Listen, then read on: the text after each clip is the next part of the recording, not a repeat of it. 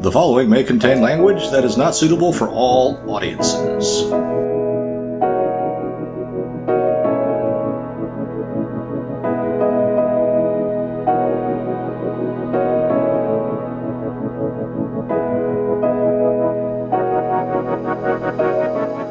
It's time for the Low Fact Podcast. All right. Well, hello, everybody. Thank you for coming across our little podcast. And before we get started, I'd like to remind everyone to like and subscribe. As I've said before, I have no idea what that does, but I really do kind of like watching the numbers go up on the views and such. So our view numbers are definitely going up, like the number of hours of people listening. So good. We appreciate it. So I guess we should kind of get into the news that's kind of tickled my fancy in no particular order. Sweet. So, this first one, the Juneteenth holiday. I don't know, man. Did you hear about that? Nope. So, almost unanimously, the senator from Texas proposed a national holiday to be added to the federal holidays for June 19th, otherwise known as Juneteenth. Okay. Now, I don't know how members of the black community feel about it, but I think it's just another example of the people in charge thinking that we sheep and goats are a bunch of frickin' idiots. Oh, you're going to have to explain. Okay, so do you know what... No, I don't know what Juneteenth is. Okay, so the supposed history of Juneteenth is in 1865, 2 years after the Emancipation Proclamation, a Union general came upon Galveston, Texas, and told all the black people there that they've been freed. They're not slaves anymore. Okay.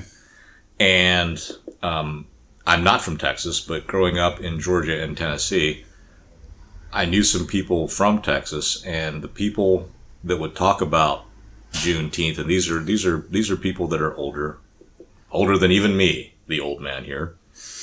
And they kind of talked about that with some disdain. Okay. And I think, because I think like that was the day that the public pools in Texas would let black people go swim.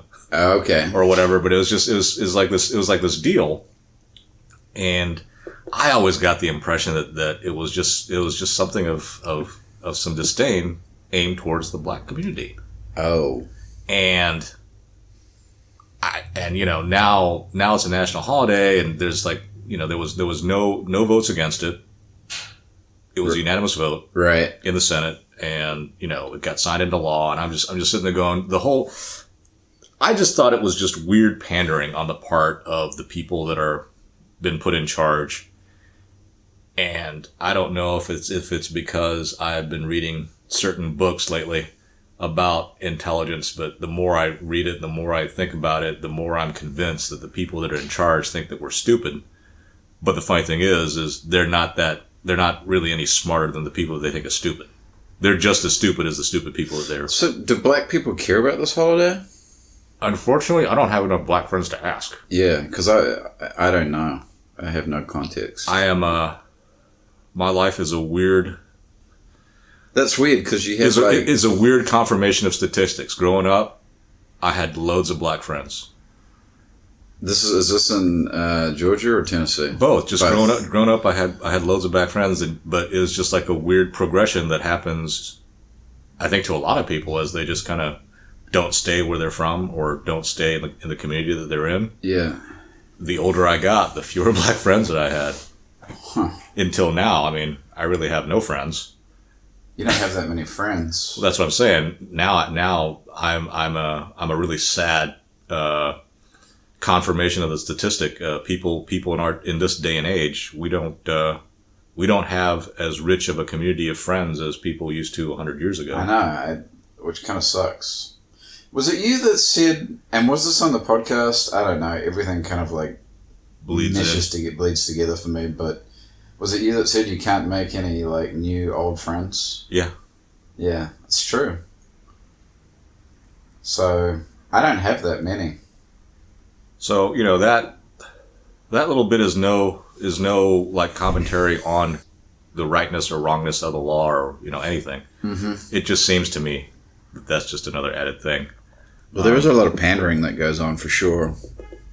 And your point is that it's to kind of, I think it's just to keep pull us the wool over their eyes or keep us dosed stupid. up.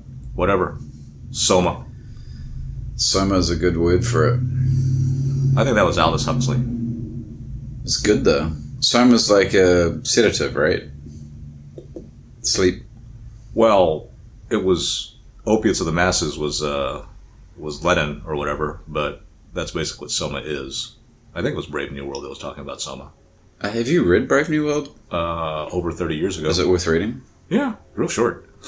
Okay. Another thing that kind of popped up that I thought was actually pretty funny. Marjorie Taylor Greene proposed a law to eliminate the Bureau of Alcohol, Tobacco, and Firearms. Who? Marjorie Taylor Greene, that woman that the Democrats took off all of her committee assignments because she's a quote unquote white supremacist or whatever. And kind of touching back on the white supremacy thing. I mean, growing up, there were a lot of people that would talk about race wars and I think that there is like a cultural thing coming, but it seems to me it's the people in charge that are trying to fuel the fires of it. If there's anything coming, it'll be the masses versus the elites. Well, that really never happens. Sure it does. It's elites taking advantage of the masses. Oh, to take over from other elites. Yeah, to be the new elites. I mean, French Revolution, commie revolutions, they're all kind of that way. So they were all led by. Well, the French Revolution was led by wealthy people in the Third Estate, and the Russian Revolution was Germans, right?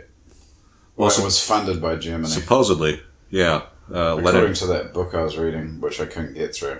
Lenin was heavily financed by the German army.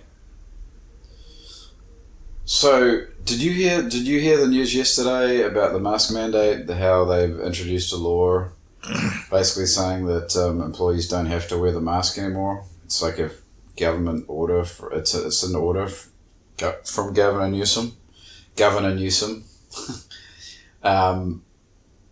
So, I got a question for you. I don't know. Do you know the answer to this? No. What is the what? No, I don't know the answer to it. So what is the legality of, and I haven't looked into it, but if according to state law, you don't have to wear a mask, can your employer make you wear a mask?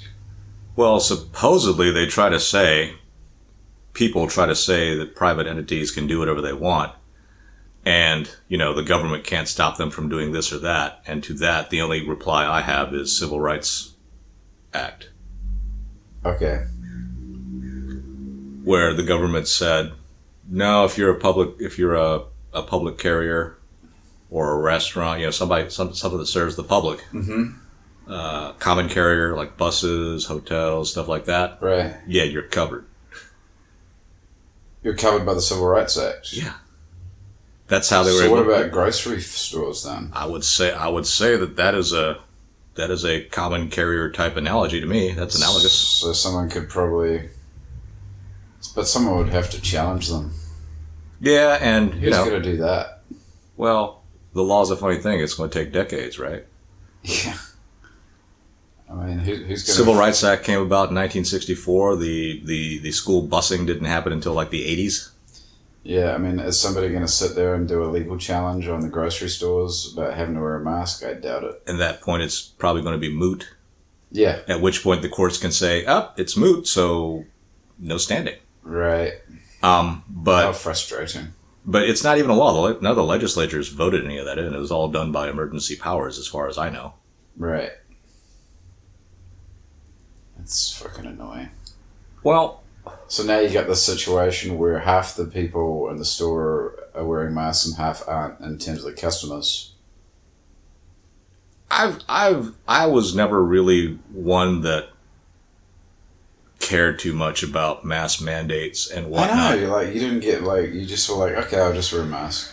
Well, I thought that it was an infringement on civil liberty But, you know, there's really nothing you can do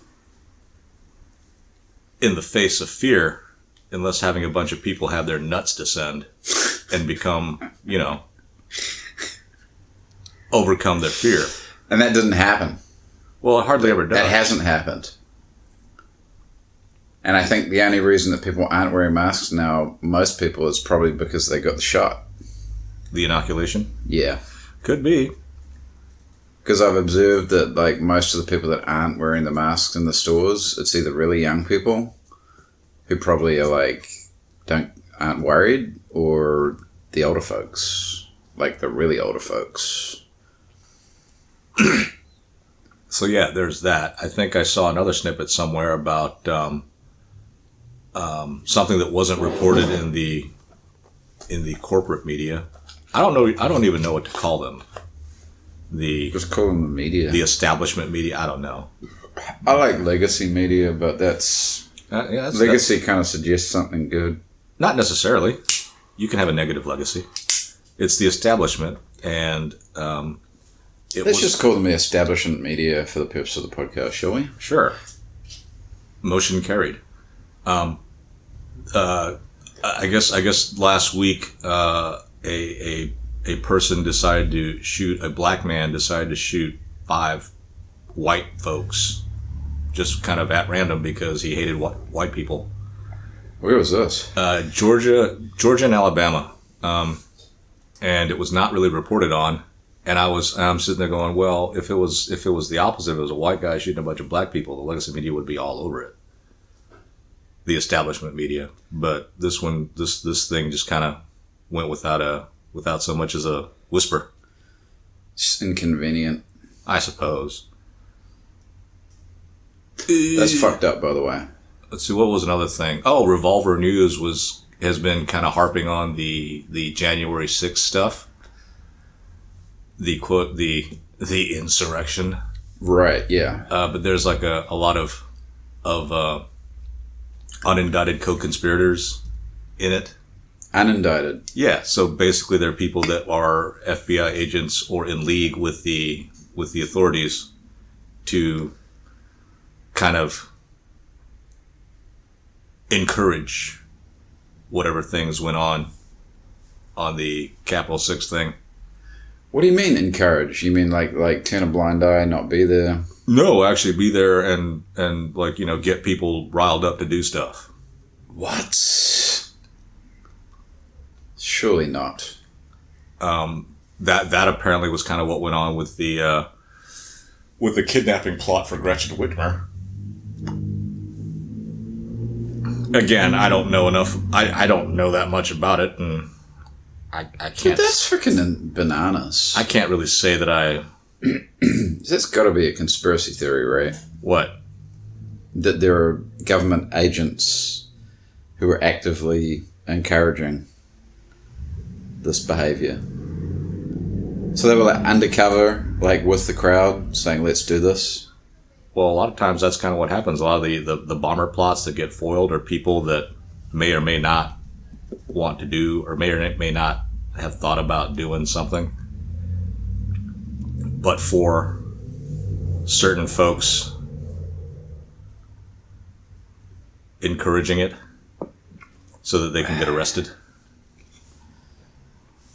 Oh. And, you know, entrapment is just one of those things where it I don't like entrapment.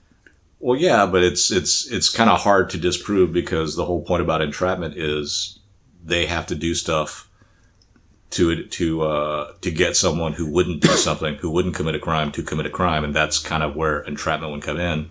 Well, I remember seeing an episode of Cops where they had a car and they had a car running, and they just kind of left it there, and then someone jumped in it, and then they just shut it down.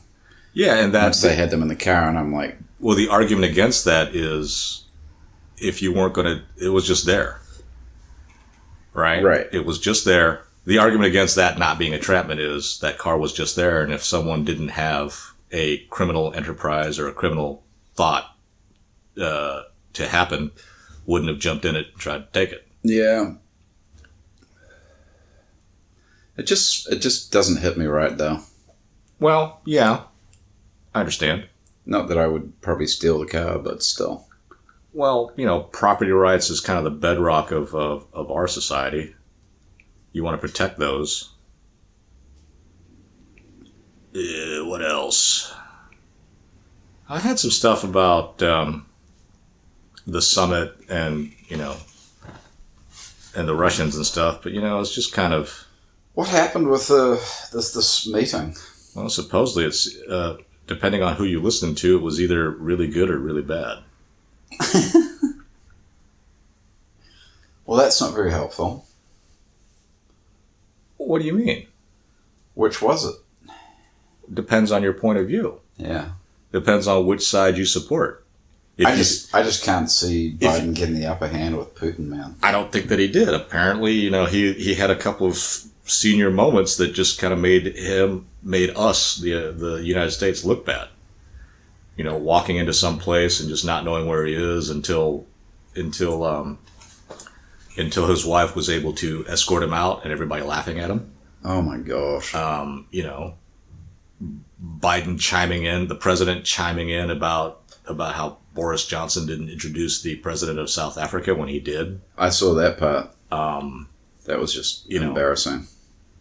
All these European countries sitting there pretty much thinking that, there's a lot of people, not a lot, there are some people that sit there and say that, the current administration is going back to an America last type thing.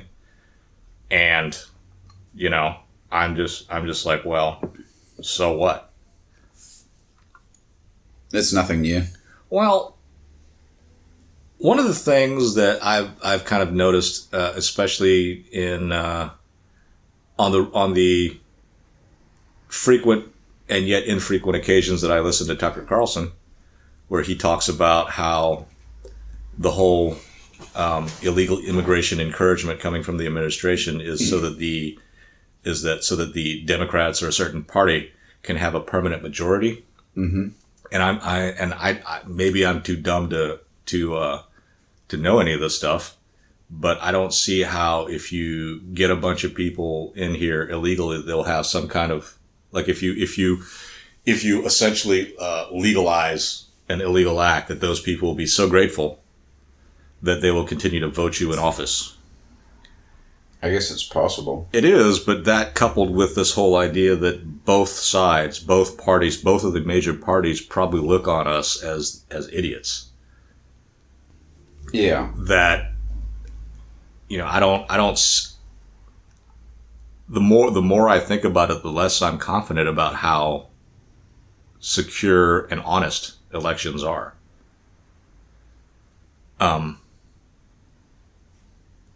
Because there's a lot at stake in these things. And I don't see how people in power with all that power at stake are not going to do whatever they can,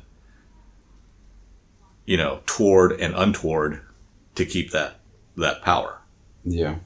I don't know. I don't know. I can't say for sure without having had any of that power. I can only surmise and assume what a person would do, and I don't know that we can fight that kind of temptation. No. I mean, if there's anything, that's got to be a fucking truth, right? I mean, that that everyone probably given power would be corruptible or corrupted. Well, I think we're easily corruptible as it is. But yeah, I mean, just think of people. Think of the way most people are if they like chocolate. How they are with the temptation of chocolate in front of them. Well, I know how I am with chocolate. That's what I'm saying. Chocolate, alcohol, porn, whatever, money. Yep.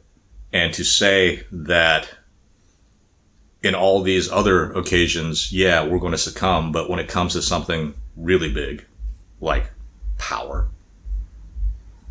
money, lots of it, that all of a sudden, a person who will rationalize and turn very unethical to keep a certain flow of things coming will all of a sudden say, no, I draw the line here. Because that line is hard to see in the best of times. I mean, I think you only see the line after you've crossed it, and after you crossed it, it's kind of too late. And so, you know, well, and I guess that's enough for the current events type thing. And I don't know if this is kind of a recapitulation of some of the other things that we've talked about. But I really come back to the talk and action stuff. You know, I don't know that talk and action. There's certain talk that I hope is never backed up by action. And I know I'm getting kind of confused at this point. Are you getting esoteric? Well, I'm also getting off track. I mean, I do think that talk and action really need to kind of line up, you know, because talk is cheap. You can say all kinds of stuff. I mean, the best example is the guy who wants to have sex really bad. He'll say whatever he needs to say to get it. Right.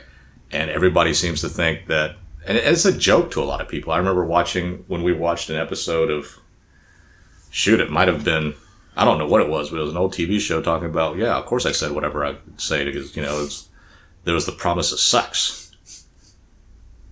And so then it was supposed to be a joke. Yeah, and the joke was like, well, of course I'm going to do it. And that's supposed to be okay. So I was just like, well, what's stopping from anything? And of course, the con argument to that is, yeah, you stop at this line. You know, there's a line that you do not cross. And I was just like, well, no, there is no line that you don't cross. If you can rationalize, well, okay, I know I was weak and had that beer today, so I'm not going to have one tomorrow. Mm-hmm. Well, tomorrow comes and you're still going to have no beer. And the rationalization could be easy, right? Well, it was a party. And all my friends were there, and they were like, you know, I don't want to be the wet blanket and don't drink. There's always a rationalization. Or, you know, I'm going to remain celibate. And, you know, potentially the most incredible looking person on earth wants to have sex with you. At that point, it's like, well, yeah, but, you know. This person is right. Super hot. Yeah, whatever. And I'm pretty sure that this is not going where I was starting to, but yeah, it doesn't matter. And then that also got me thinking about the whole micro macro thing, because that's one of the things that people tend to say a lot, right? Like they say, you know, I expect compassion. I think everyone should have an equal shot, or compassion. You know, just people say things that things should be fair in a vacuum, that it's eminently true. Everyone should have a shot. Well, sure. You know, people should be compassionate. Well, yeah. But then that gets corrupted. You know, think about when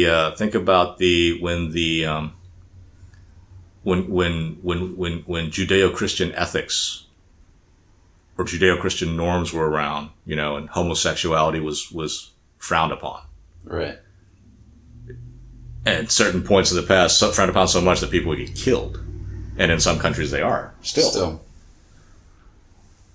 And this whole idea is like, well, you know, if someone's not hurting anybody, you know, the whole I'm okay, you're okay type deal. Yeah. It makes preeminent sense. It makes a lot of sense, right? It makes a lot of sense not to exercise your will over somebody else. But the second that there's a chance, it happens, right? Like with the, and I know I'm not making much sense, and I'm aware of that, and you know, it's my failings, it's my shortcomings as a mind that has this happen, but you know, okay. But that made me think about the micro versus macro thing, right? So why is it that on an individual basis, Yeah, on an individual basis, we should be compassionate people towards others. But I think collectively, as a group or as a government, that type of compassion, or the compassion that we're kind of thinking of, number one, doesn't work, and we just can't seem to follow through on it in any logical way. I guess it doesn't matter why. Why? Maybe the why, I don't know.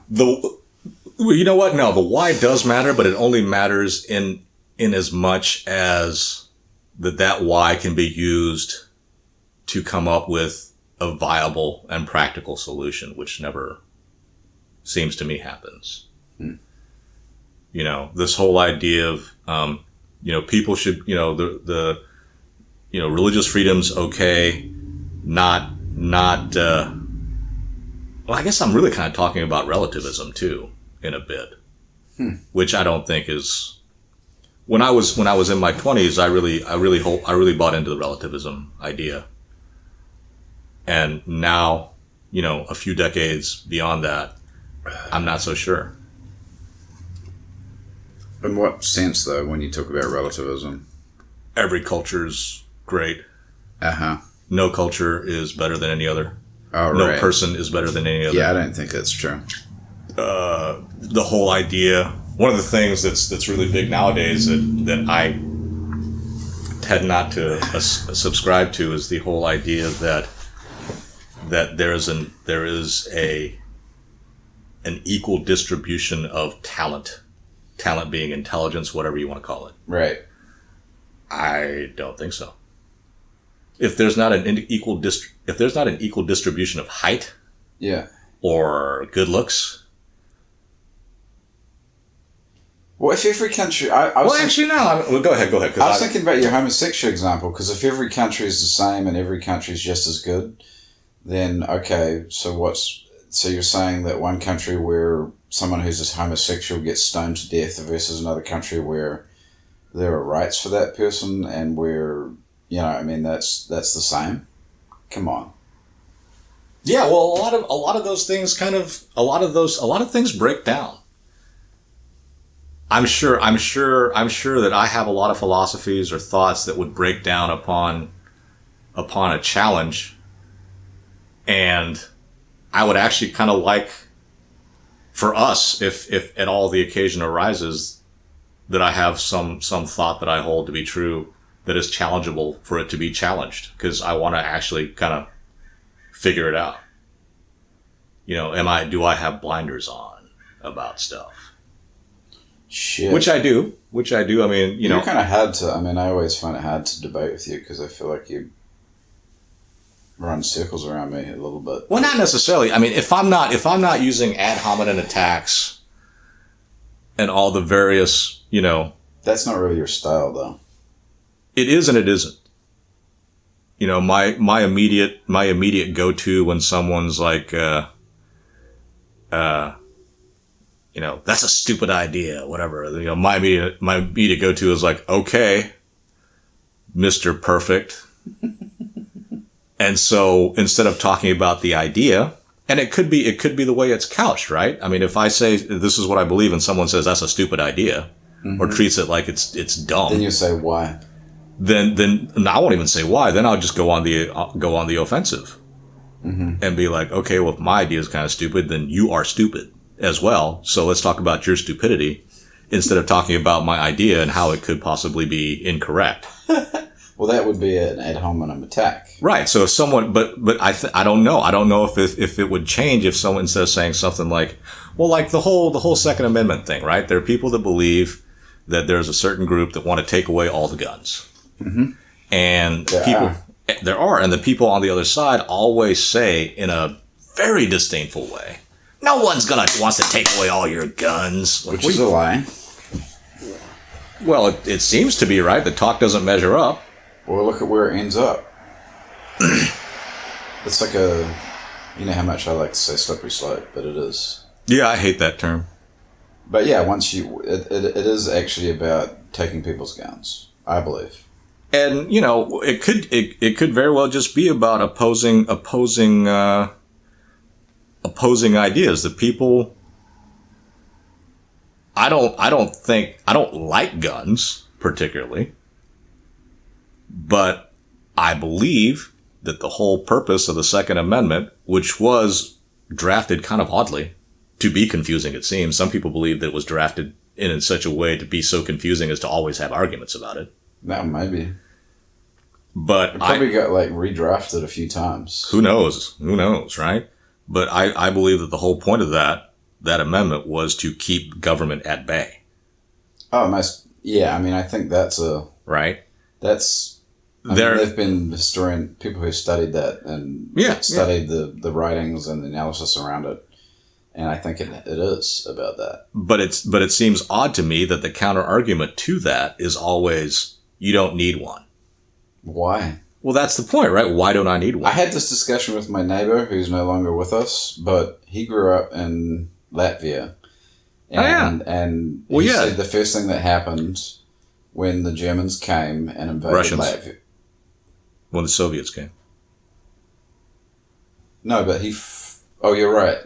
Oh, yeah, you're right. When the Soviets came, they took the guns. Yeah, and that's the including hunting rifles, everything. Like, people couldn't even go out and shoot food anymore. That's the thing. The whole totalitarian, this whole idea that a bunch of farmers with pistols can't fight the might. Because there's tons of them. Well, no, not even tons of. That's the great thing about this country. And if you wanna see what happens when a bunch of peasants armed with crappy firearms can do, I point to Vietnam. I point to Afghanistan.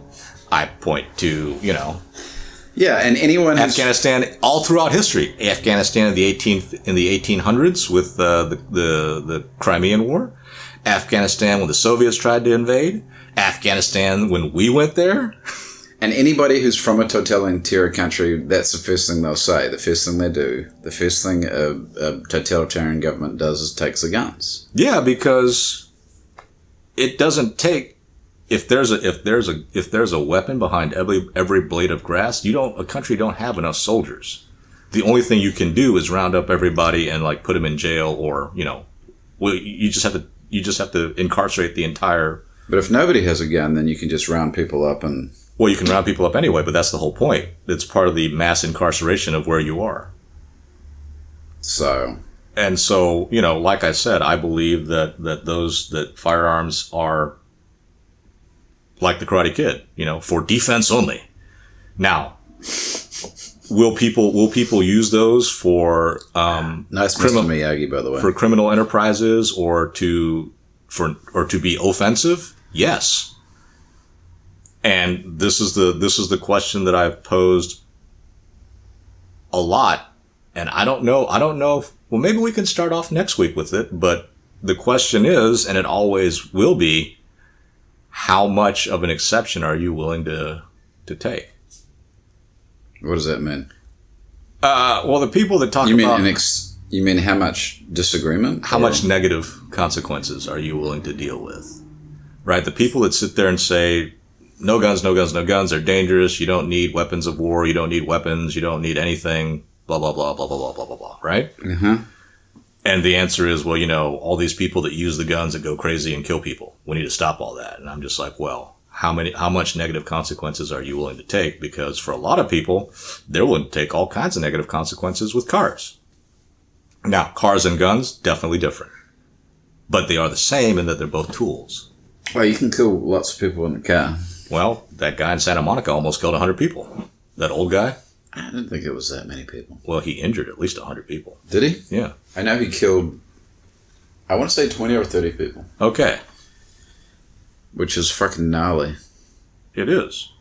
But there are trade-offs to stuff, and trade-offs that you don't have to deal with as an individual in the micro.